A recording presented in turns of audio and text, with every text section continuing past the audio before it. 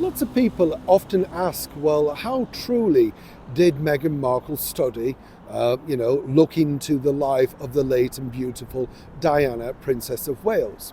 Now, as I've told you many times here on the show, chumps, I've met her, I did meet her, should I say, on a number of occasions, and I found her very bright, very sparkling, and very much a sort of misguided person, but also very shrewd, was able to play the victim very well. Whatever people want to hear, the true story was, she knew how to manipulate the media. She cultivated a lot of the journalists behind the scenes, many that are still around today, because she wanted her story to get out of there.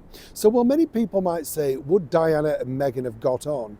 In many respects, they were two of a kind regarding the media, and I know that will get a backlash, but truly they were. They played the media well, and this is some element that I think that Harry has taken on board of his late mother, because, while she was nice and sweet and very caring and did a lot of good in the world, she also did a lot of bad things. But I think a lot of bad things also happened to her.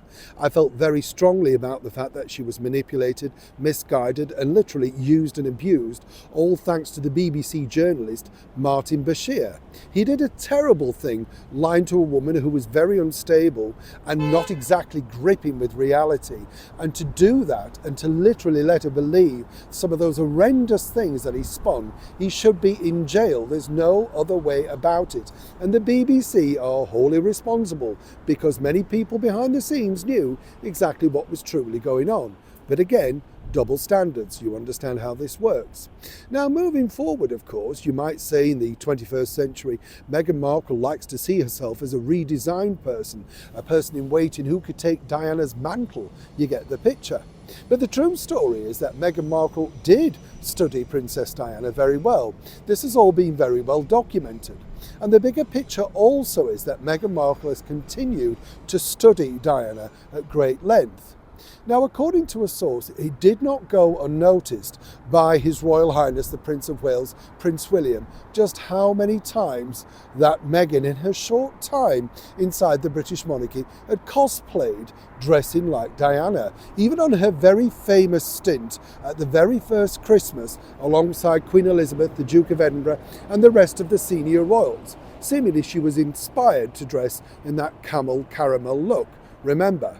But as you can see from these pictures, time and time again, she's been inspired to copy Princess Diana. So how does this affect the unstable Prince Harry? Well, here's where it gets interesting. As we know, according to sources, apparently, yes, Meghan spoke with Diana when she, had a yoga lesson and apparently was able to have a conversation with her. Now, if this is true, and as ever we have to say allegedly, because this is, from an expert, source in fact, but if this is true, how strange is that? But I guess if you want to believe that, then you genuinely want to believe it. The other side of the coin, of course, which is from Harry's lips, is that when he decided to take Meghan to his mother's grave up at Althorp House, well, apparently she threw herself down on the grave, eyes closed, and literally asked for a moment to, connect. And apparently she said to Harry that she was just asking for guidance and how she could make him the happiest man in the world. I mean, you really, whether people say Meghan Markle's a good actress or not, you have to say she's given it a good shot, right, girls? But the other side of the coin is this: the endless copycat looks of Meghan in very similar outfits, whether it be literally at the Troop in the Colour or Remembrance Sunday, whatever, they're all there for the world to see. But somebody did ask Meghan about this, and apparently her answer was simply this: every single outfit that she wears in public to whatever event is always given the full sanction by her husband. So again, not much of a feminist really, is she, Meghan Markle, right? Apparently she comes out and says, do you like this? Is there anything you want me to change? And he apparently absolutely adores the look. Now, whether he's got the idea that she's cosplaying Diana or not remains to be seen. But she pointed out, if, of course, he doesn't like something that she's wearing and, he doesn't think it's the right look or whatever, she simply takes it off and changes. So she said, nobody can criticize me for doing this because this comes with my husband's blessing 100%. Everything from the outfits that she wears at the Invictus to a short time inside the royal family to even what she's wearing on her brand new Insta Reels. Everything is inspired, she said, by someone, and she doesn't necessarily quote it's Diana. As I've told you before, I can see that she also looks towards the legendary actress Marilyn Monroe. Even in her recent Instagram Reels and videos and stuff, in the white shirt and jeans, that's all copycat borrowed from the Marilyn Monroe movie from 1961, The Misfits. Check it out, you'll see exactly what I mean. As I pointed out the other day, where she looks up wide-eyed and doughy and everything like that, and is it recording? That's literally lifted from the unfinished cuts of Something's Got to Give from 1962, where Marilyn says to the director George Cukor, is it rolling? So nothing's original, but whether Harry understands that Meghan, of course, is literally cosplaying, sadly, his deceased mother, remains to be seen. But apparently, according to Meghan, it comes fully with his blessing. So what do you make of that? When Meghan Markle and Prince Harry signed for this mega deal at the very start of their tenure, shall we say, of escaping the British monarchy, a lot of people were aghast, we're talking mega money. But of course, we're talking a few years back as well now, where there was a lot more money in television, there certainly was a lot more money in broadcasting, and people were willing to snap up what they call talent. This is a term of affection that is actually used inside the television circle. You see, you don't refer to them as a presenter or whatever, it's the talent, which has always been a bit of a stretch in my opinion. I don't just mean that against Harry and Meghan, but certainly the people that you work with. And I would never describe myself as that, I just think it's a bit pompous to say the least. You're all there doing a job, working in unity, in a team, that sort of thing. But what was fascinating about the deal with Netflix was, if you remember when Prince Harry basically sat there on Oprah Winfrey and said, well, he'd had to do this because his father had cut him off, which was another flagrant lie. There's no two ways about it. Clearly, he was just worried about what the future was. The true story behind the signing was nothing to do with Prince Harry at all. The true story really was that Meghan Markle wanted to become something of a mogul, and she saw herself, according to sources, as a little bit like Lucille Ball, another person that apparently she quite admires. When she took on RKO, made of course her own sitcom, and utilised the television world for itself. Meghan felt this was time for a fresh challenge. She'd learned apparently a lot on the TV show The Suits, and felt that, she would know how to make television that people wanted to, be entertained by. And if you think about this right from the off, you see, Meghan had decided, she was going to trumpet the idea of exactly what she thought we all wanted to see, including the ill-fated Pearl. Even the talents of Sir Elton John and his partner David Furnish could not stop the chopping board from Netflix. Then it got progressively worse, but what's fascinating is that Meghan herself, her true belief in herself, is really out there. You see, amongst all of those sort of things, she desperately wanted to make sure that she could become an entity on her own. They didn't want Meghan Markle on her own. Netflix was certainly not interested in just signing her. It was a little bit like Penguin Random House. People forget, of course, that the sweetener deal was that she could also release an ill-fated book, The Bench, something very huddled together that nobody truly knew what was about. But the bigger fetch, of course, was Prince Harry and his tell-all book, Spare. And on top of all of that, what then happened was that, they decided we'll give them a go, a little bit like Spotify.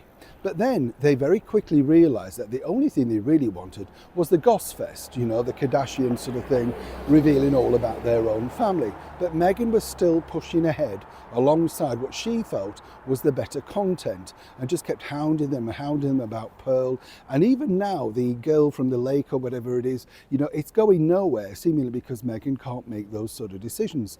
Eventually, if it ever gets made, it won't be with her, but she will no doubt insist on an executive producer role.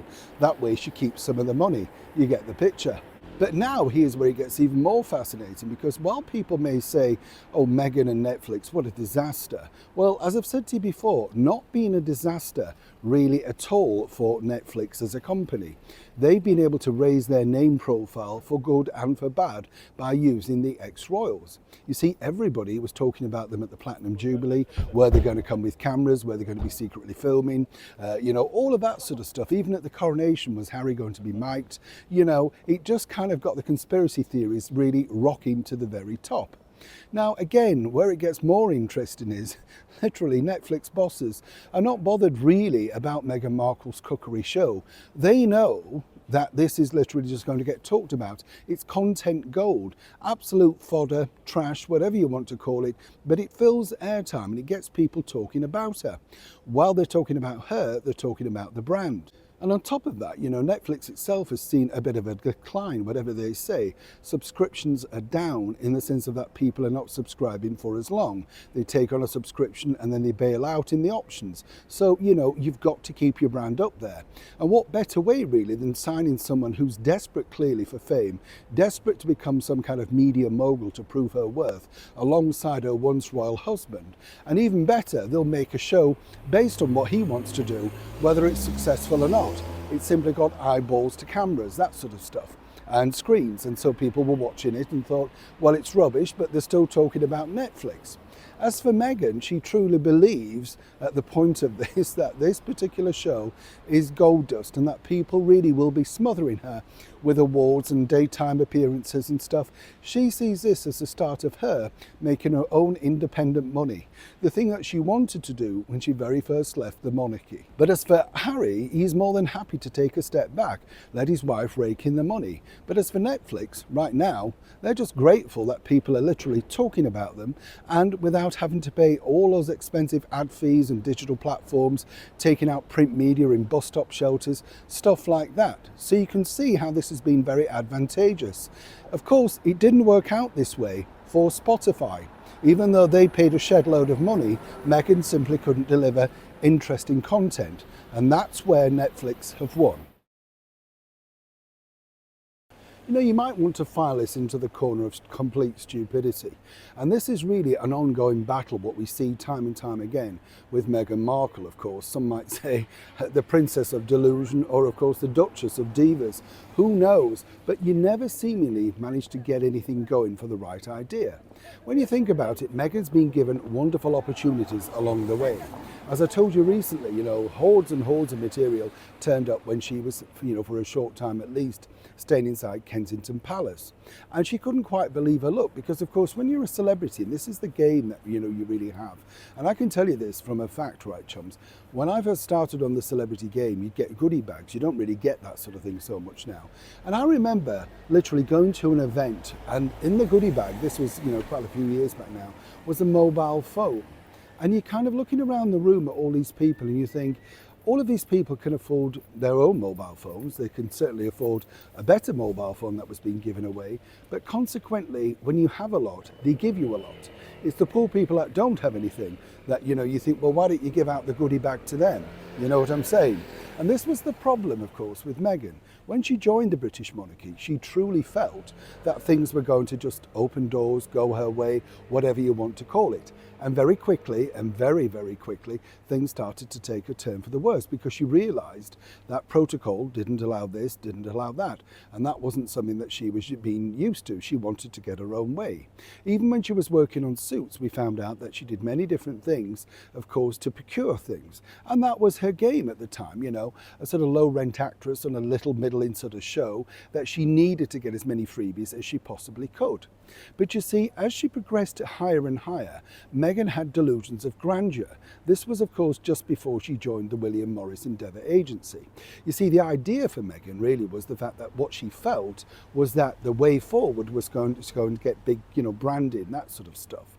And she felt that now she was the Duchess of Sussex, moving back, of course, to America, well, it wouldn't be difficult. People would want to give her things. But the things that were being given weren't exactly the things that she wanted. Remember the company that donated the bike to Archie outside the gates? Very nice. But have you ever seen Archie on the bike again? No, because it wasn't for Meghan. You see what I mean? Now what she was told to do, when we saw this, when she was sort of pushing these stress patches and things like that, you kind of think, what's this about, you know? But of course she was testing the water to see how much of an influencer she could be. But stress patches, when you're living in a multi-million-dollar house, all that, just doesn't bode well. But she had a very good idea.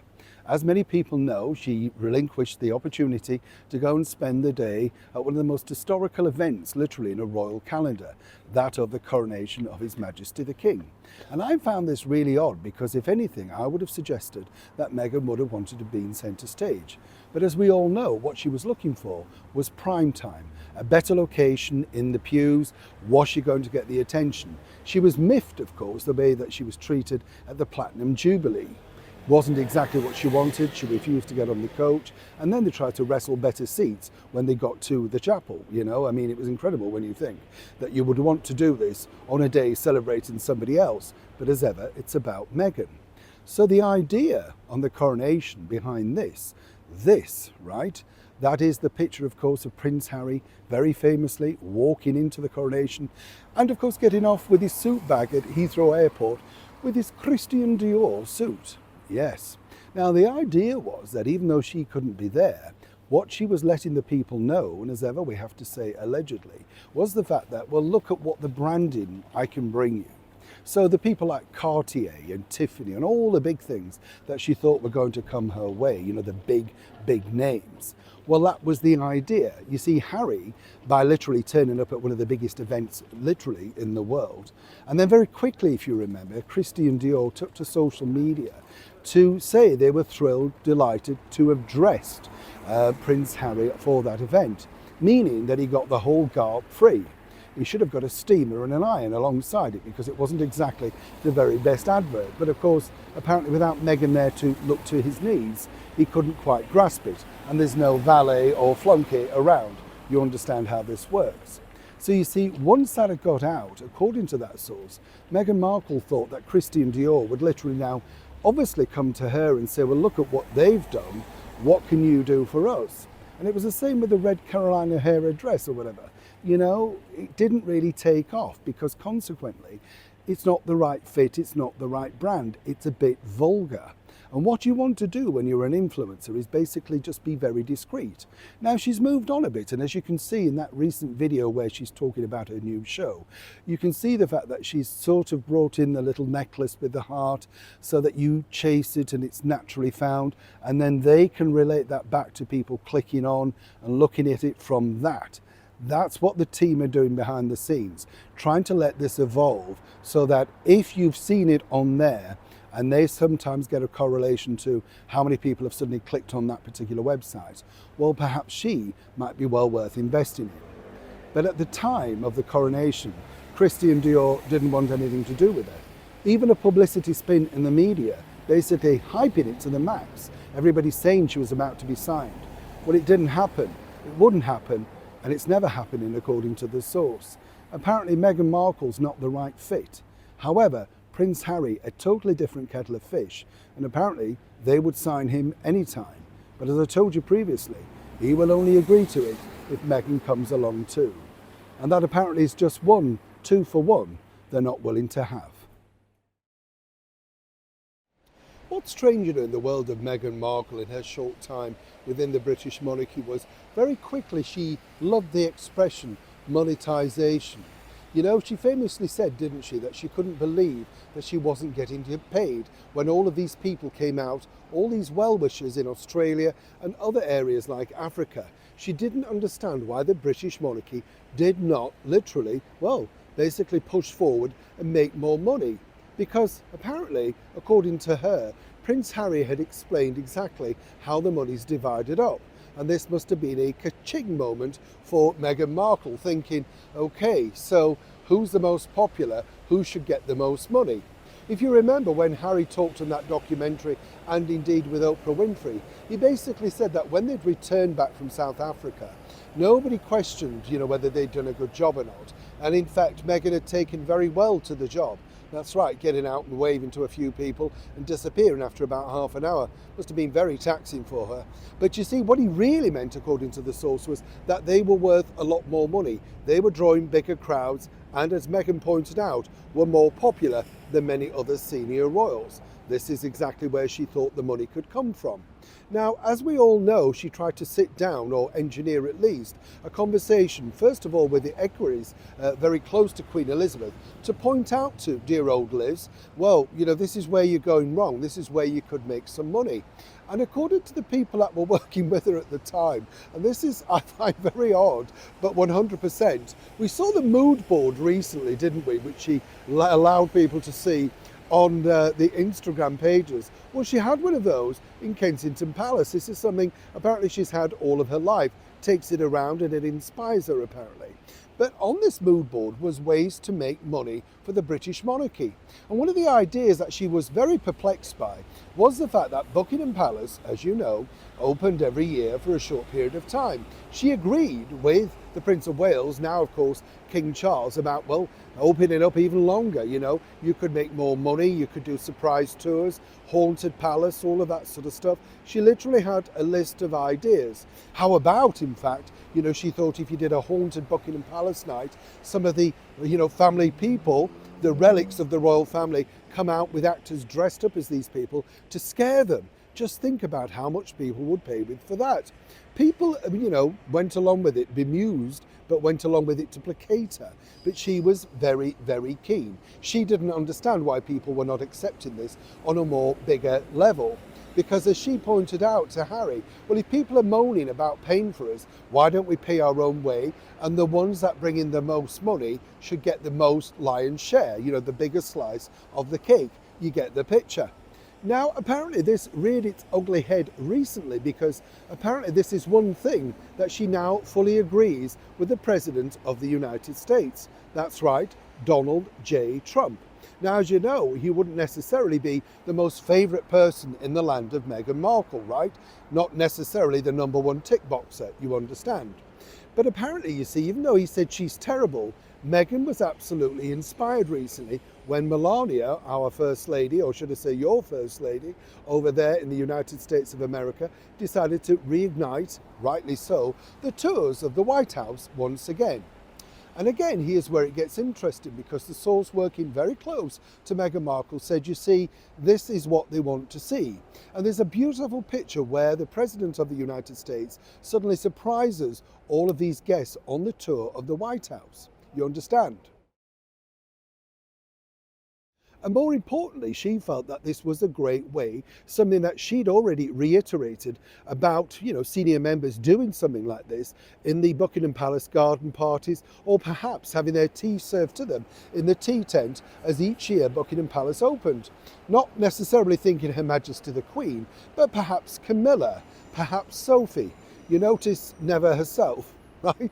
This is where it's integral. She figured that actually if people suddenly thought, wow, you never know who you're going to meet when you go to Buckingham Palace, well then maybe, you know, if I turn up, I might get my tea and scone served for me by Sophie Wessex. You get the picture. Of course, when she pitched this idea also, people said, no, they don't expect that. They have a tour. It's part of the Royal Collection Trust. We know what we're doing.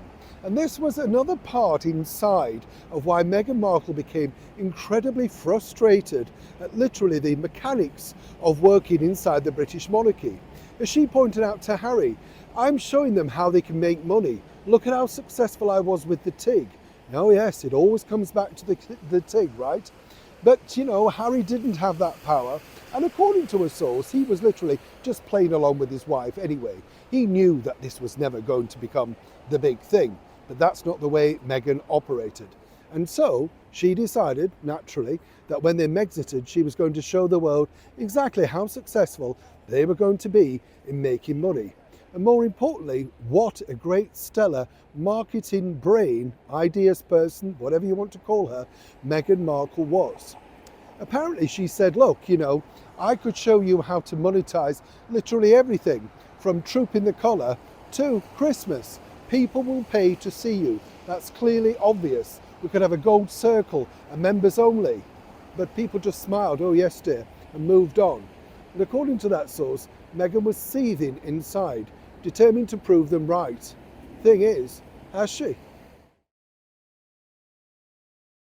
You know, one thing that Meghan Markle is truly not shy of, or indeed lacking, is supreme confidence. You know, when you think about it, when she joined the British monarchy, she wasn't like some cottish girl. She strode out, pushing at times in front of Her Majesty the Queen, and more importantly, had a confidence of somebody a lot more experienced. But that's because she'd been told from a very young age she was special, something unique, and more importantly, people would notice her. Now, there's no denying she is a very pretty and was a very pretty girl. That's, a fact, whether you like that or not. It can work in her favour. Of course, a lot of people see behind that, shall we say, sweet smile, there's a more tougher exterior, shall we say, to be kind. And this has been part of the problem really for Meghan in itself. When you look at people who are very successful, they normally have two sort of avenues. They're either known as very tough as boots, tough as old nails, or indeed they're very sweet and serene. When people remember the brilliant and late actress Marilyn Monroe, they always say about the tragic side of Marilyn. But trust me, there was nothing tragic. I've interviewed a lot of people who knew Marilyn from an early point. She was supremely ambitious, used her looks in a ruthless way, some people might say, and indeed her body. But what she was very clever at was making sure that she came across as this vulnerable, could you help me, little girl lost, kind of attitude. And this is something that Meghan's taken on herself. Marilyn is one of her big heroines. And I've told you time and time again, she copies a lot from, say, old pictures, old looks, dressing similar into sort of outfits that Marilyn wore. These are the people that she truly admired. And this really was part of the person that she was channeling away when she got into the British monarchy. Now, where it gets really interesting with Meghan is, as you can see, at the launch and the return back over on Instagram, this social media platform, Meghan was supremely confident once again. She felt that, this was just going to be an open door. She'd returned. It's a little bit like With One Look from Sunset Boulevard.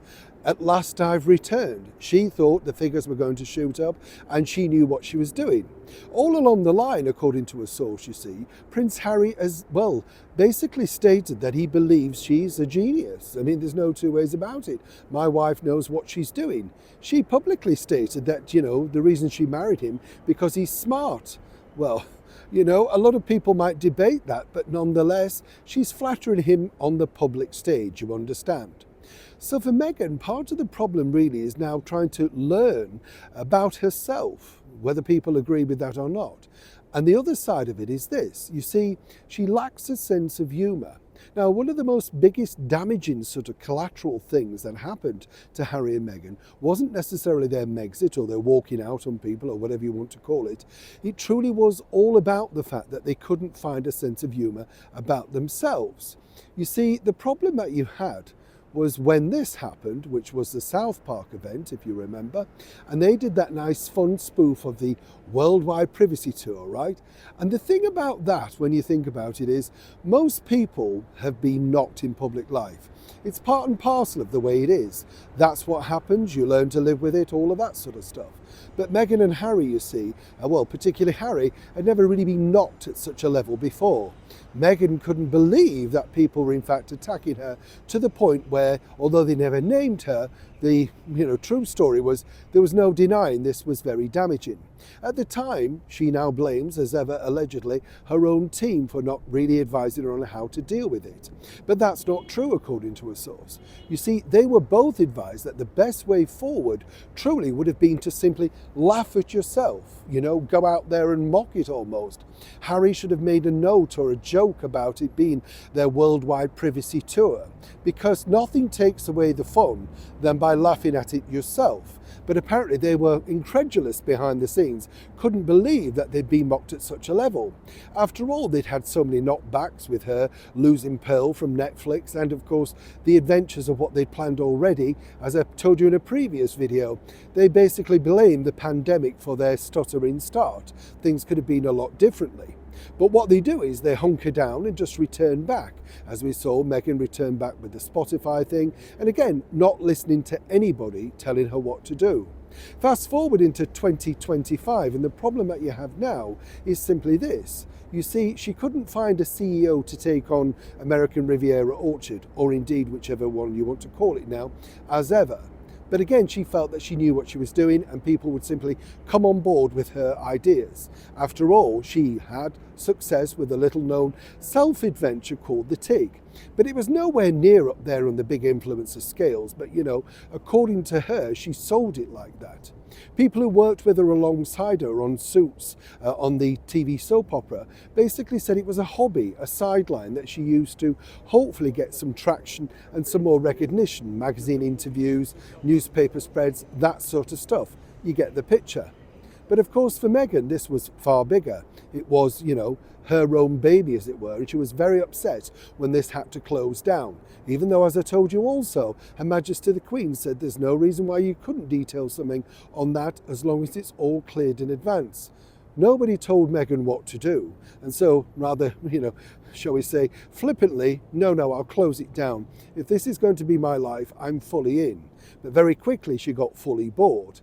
And that's the reason why she's in the mess she's really in now. Because she's been out of the loop a long time.